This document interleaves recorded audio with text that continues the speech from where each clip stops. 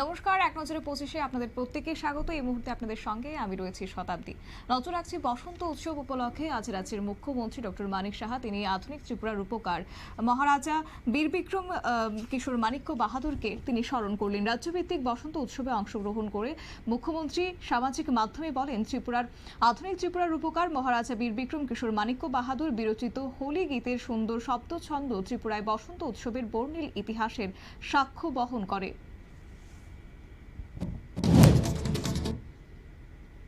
অশান্ত মণিপুর আর এই মণিপুরকে শান্ত করতে এবার 6 মাসের জন্য ক্ষমতা আইন আফস্পা লাগু করেছে কেন্দ্রীয় সরকার। মণিপুরে বর্তমানে রাষ্ট্রপতি শাসন জারি রয়েছে, পাশাপাশি অরুণাচল এবং নাগাল্যান্ডের বেশ কয়েকটি সন্ত্রাস কবলিত জেলায় একইভাবে আফস্পা লাগু করেছে কেন্দ্র।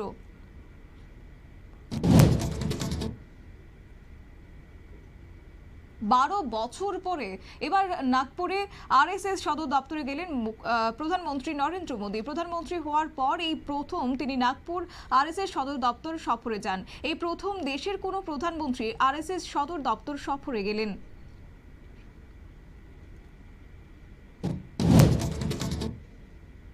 এক নেশা আসক্ত যুবকের আক্রমণে প্রাণ হারালেন দেবপ্রিয় ভট্টাচার্য নামে এক ব্যক্তি। তাকে আশিস দেবনাথ নামে এক যুবক রবিবার একটি লোহার রড দিয়ে হামলা করে, যার ফলে ঘটনাস্থলে তার মৃত্যু হয়েছে। ত্রিপুরা ব্যাডমিন্টনের সংস্থার সভাপতি হয়েছেন রাজ্যের মুখ্যমন্ত্রী মানিক সাহা। রবিবার রাজ্যের ব্যাডমিন্টন সংস্থার নতুন কমিটি গঠিত হয়েছে। সংগঠনের এবার সচিব হয়েছেন রূপক কুমার সাহা ও কোষাধ্যক্ষ প্রশান্ত দাস।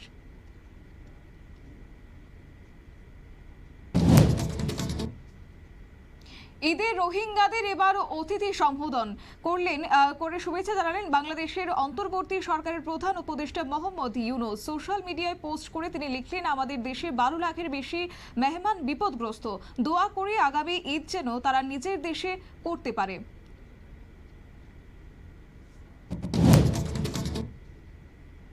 ছত্তিশগড়ের বিজাপুর জেলায় রবিবারই অস্ত্রশস্ত্র আত্মসমর্পণ করলেন 50 জন মাওবাদী। অস্ত্রশস্ত্র সহ এবং আত্মসমর্পণকারীদের মধ্যে 14 জনের মোট মাথার দাম 68 লক্ষ টাকা। রবিবারই ছত্তিশগড় সফরে গিয়েছেন প্রধানমন্ত্রী নরেন্দ্র মোদী।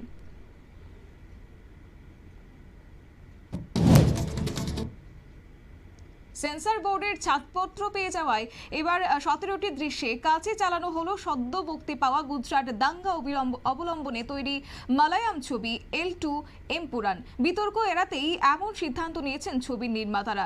L2 এমপুরানের বিরুদ্ধে সুর চড়িয়েছে বিজেপি আরএসএস। মায়ানমারের পর রবিবার ভয়াবহ ভূমিকম্পে কেঁপে উঠেছে প্রশান্ত মহাসাগরের বুকে অবস্থিত ছোট্ট দ্বীপ রাষ্ট্র টোঙ্গা। রিক্টার স্কেলে ভূমিকম্পের তীব্রতা ছিল 7.1। সে দেশের আবহাওয়া দপ্তর সুনামি সতর্কতা জারি করেছে।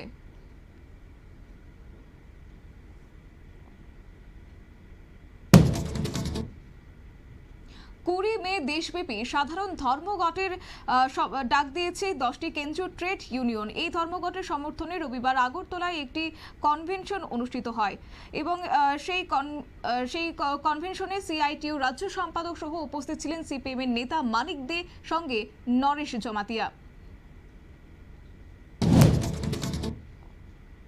এপ্রিল মাস শুরু হওয়ার আগেই শুরু হচ্ছে চৈত্র নবরাত্রি।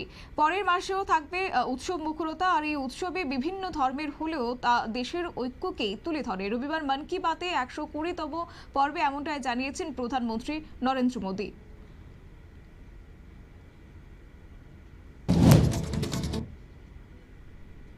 মহিলারা ধর্ষণ করতে পারেন না, তবে মহিলারা সেক্ষেত্রে ধর্ষণের প্ররোচনা দেওয়ার দায়ে তাদের অভিযুক্ত করা যেতেই পারে। একটি মামলায় এমনটাই মন্তব্য করল মধ্যপ্রদেশ হাইকোর্ট। ওই মামলায় অন্যতম অভিযুক্ত এক মহিলাই।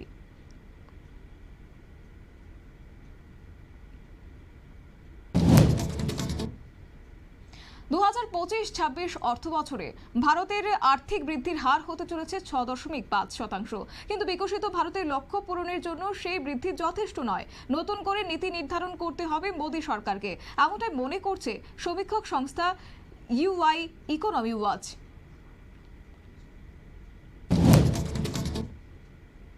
পূর্ব আগরতলা থানার পুলিশ আজ চার ছিচকে চোরকে গ্রেফতার করেছে রবিবার। ধৃতদের কাছ থেকে বিপুল পরিমাণ স্বর্ণালংকার সহ নগদ টাকা উদ্ধার হয়েছে। সম্প্রতি শিবনগর নারায়ণ পালের বাড়ির চুরির ঘটনায় ধৃতরা জড়িত বলে অভিযোগ।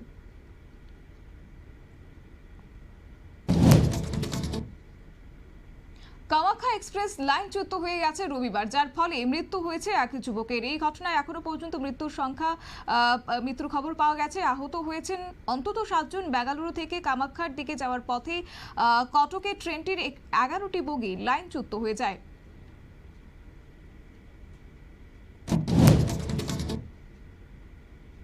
বিশালগড় রঘুনাথপুরে এক যুবক আত্মহত্যা করেছে। রবিবার বাড়ির পাশের জঙ্গল থেকে নিহত অভিজিৎ দেবের ঝুলন্ত মৃতদেহ উদ্ধার হয়েছে। পরিবার সূত্রে জানা গেছে, নিহত অভিজিৎ মানসিকভাবে অবসাদে ভুগছিল।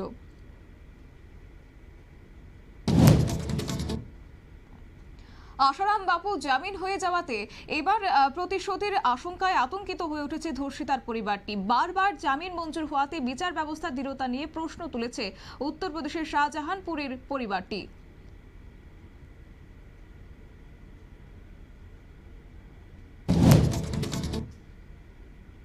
আগরতলা সিটি সেন্টারের ব্যবসায়ী সংঘের প্রতিনিধিদের সঙ্গে নিয়ে প্রধানমন্ত্রী মন কি বাত অনুষ্ঠান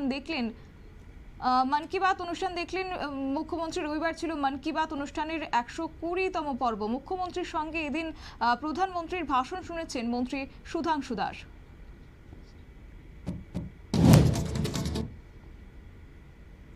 উত্তরপ্রদেশের একই সঙ্গে এনকাউন্টারে মারা গেল মুখতার আনসারির গোষ্ঠীর অনুজ কানুজিয়া। 23টি মামলায় অভিযুক্ত অনুজের মাথার দাম ছিল 2.5 লক্ষ টাকা এবং শনিবার রাতেই জামশেদপুরে যৌথ অভিযানের সংঘর্ষে সে মারা গেছে।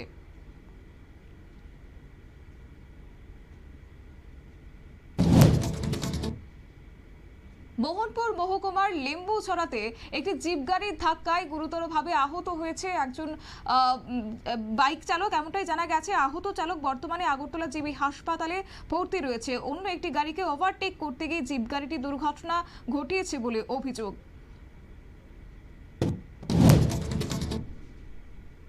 বিহারের বিধানসভা নির্বাচনকে সামনে রেখে রবিবার বিহারে এনডিএর সঙ্গে বৈঠকে বসেছেন অমিত শাহ। বুধবার দিল্লিতে বিজেপি সাংসদ সঞ্জয় জয়সওয়ালের বাড়িতে এনডিএর বিহারের দলগুলির নেতাদের ঘরোয়া বৈঠক হয়েছিল।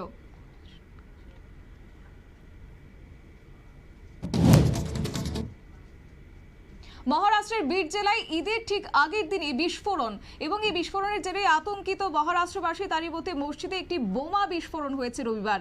ঘটনায় 2 অভিযুক্তকে গ্রেপ্তার করেছে পুলিশ। অভিযুক্ত 2 জন এলাকারই বাসিন্দা। ঘটনায় কোনো হতাহতের খবর পাওয়া যায়নি।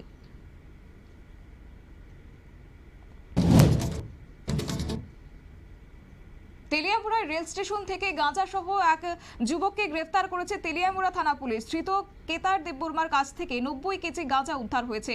দেওঘর এক্সপ্রেসে করে গাঁজাগুলি বিহারে পাচারের জন্য নিয়ে আসা হচ্ছিল।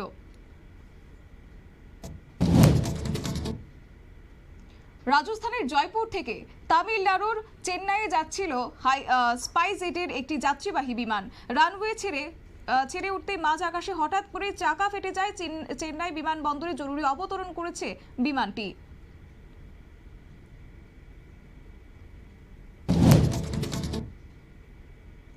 আরও 4 থেকে 5 দিনের জন্য রাজ্যে সতর্কবার্তা জারি করা হয়েছে। তীব্র দাবদাহের এই সতর্কবার্তা জারি করল আবহাওয়া দপ্তর। পশ্চিমী বায়ুর প্রভাবে ইতিমধ্যে রাজ্যে এই সতর্কবার্তা জারি করা হয়েছে। আগামী 4 থেকে 5 দিন তাপমাত্রা 40 ডিগ্রি সেলসিয়াস পর্যন্ত পৌঁছে যেতে পারে বলে আশঙ্কা প্রকাশ আবহাওয়া দপ্তরের।